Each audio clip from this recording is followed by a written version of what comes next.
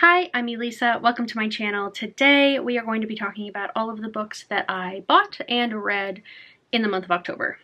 So I'm not mad about what I read in October. I think being furloughed, I would have assumed I would have gotten more reading done, but I think there was so much uncertainty and like I didn't know when I was going back to work. I didn't know when I was going to get a paycheck. So I think I was seeking comfort, which you'll see in what I chose to read this month. But let's just start. So the first book that I hauled was from Book of the Month. This is The Haunting of Payne's Hollow by Kelly Armstrong. This was like the spooky book of the month for Book of the Month. So supernatural horror about a haunted lakeside property and twisted family secrets.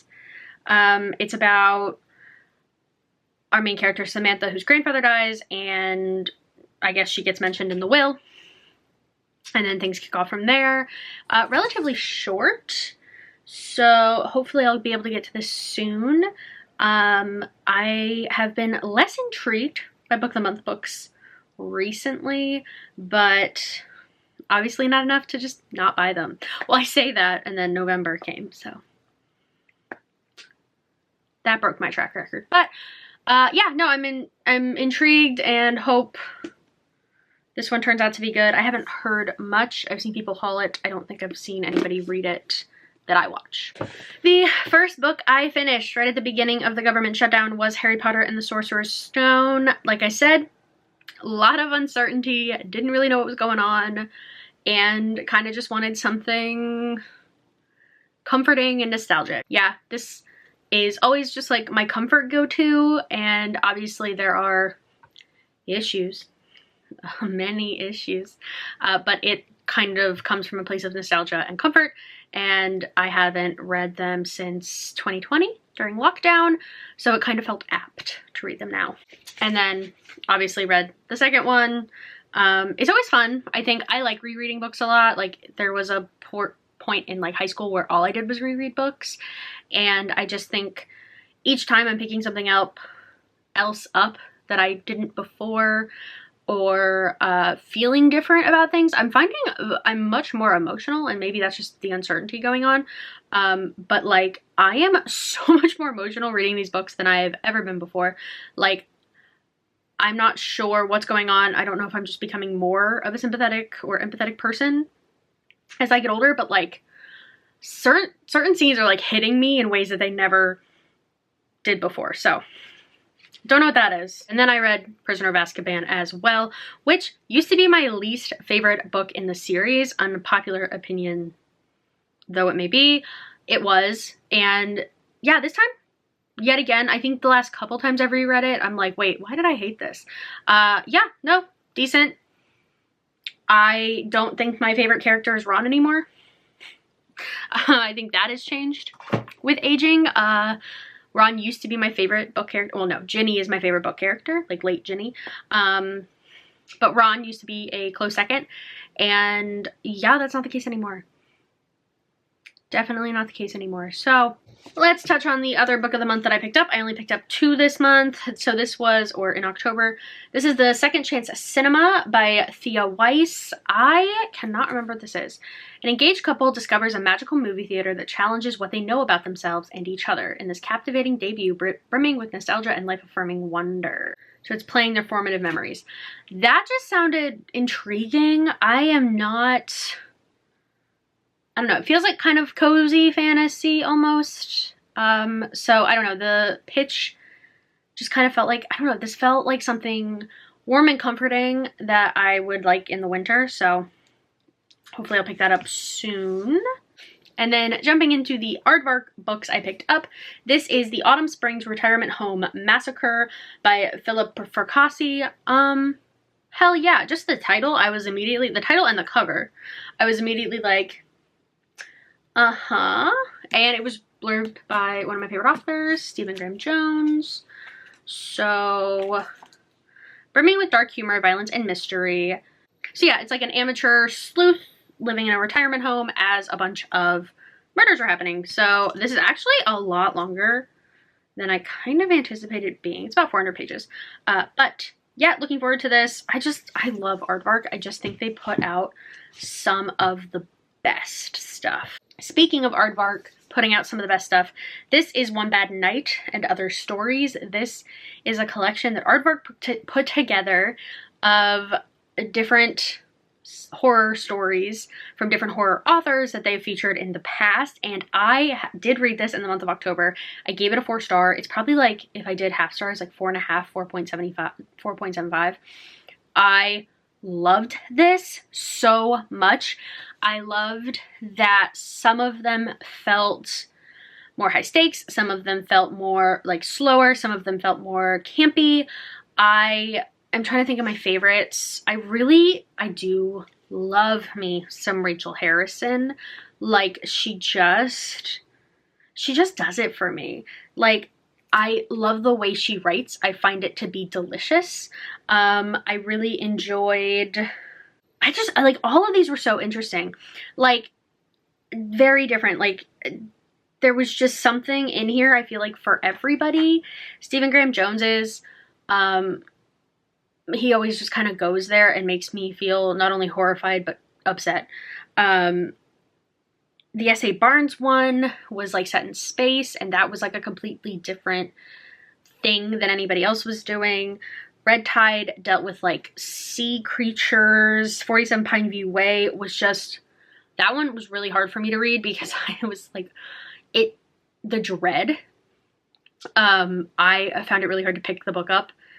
I kept putting it down during that one. I was usually like reading all of them in one sitting, and then that one I kept putting down because I just felt so much dread in that case.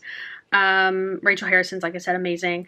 Lady Jawbone by Kylie Lee Baker, really different, really cool, kind of like a near future, just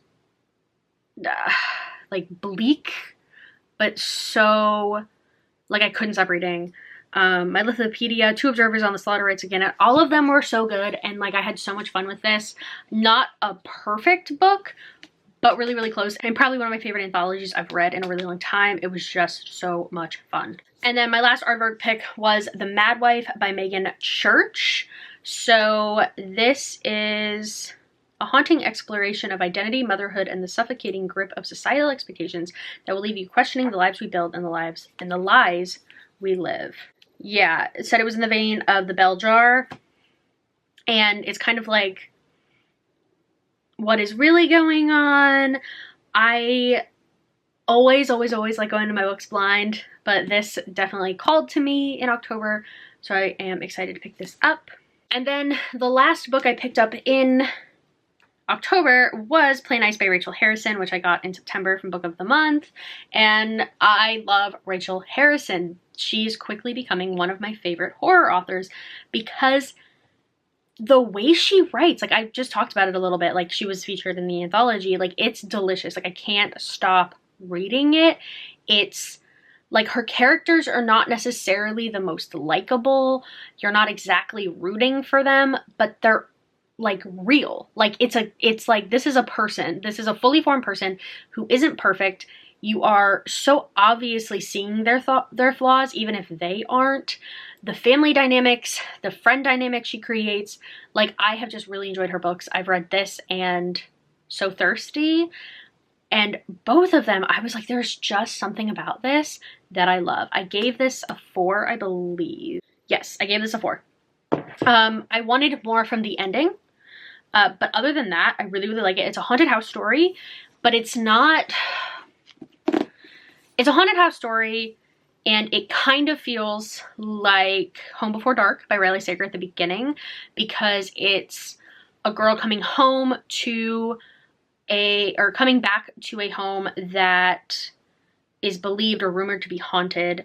There is the element of the mother having had written a book about the time in the house, so it's kind of up in the air as to what happened, much like Home Before Dark. They had a very estranged relationship with their mother, her and her 2 sisters. Cleo is her name.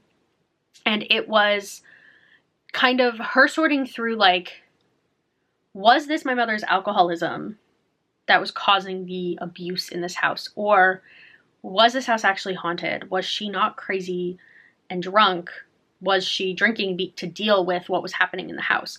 And it's fun.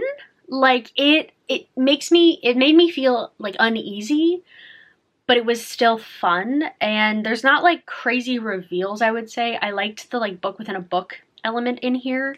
It was like perfectly balanced, and it helped the plot along a lot, because you don't know if you can trust this book, like what's being written in it, but also her mother is like leaving her annotations in it, clearing things up or like apologizing for stuff. And yet again, you don't know if you can trust her mother, and you don't really know if you can trust anybody in here. And I just really liked it. I thought it was really fun. I just really like Rachel Harrison's writing, and I can't wait to pick up more, honestly. So that means that I read 5 books in the month of October, and I purchased 5 books. So we're good. We cut even. I am working through the books that I said I needed to finish by the end of the year this month. I'm already finished 1. I have 2 more to go. Obviously still reading Harry Potter and just trying to do some catching up. I'm really behind on like Buzzwordathon, Literally Dead Book Club, and you know, books that I said I wanted to read this year, like my most anticipated. So I'm doing a decent bit of catching up in November and December, but I'm super excited about it. I will have less time because I will be going back to work, but I will have less time to read, though I don't feel like I really read all that much for someone who didn't have a job for a month. But oh well, let me know what you've been reading. I would love to know. But thank you so much for watching. Comment, like, subscribe, all the normal stuff, and I'll see you guys again really soon. Bye.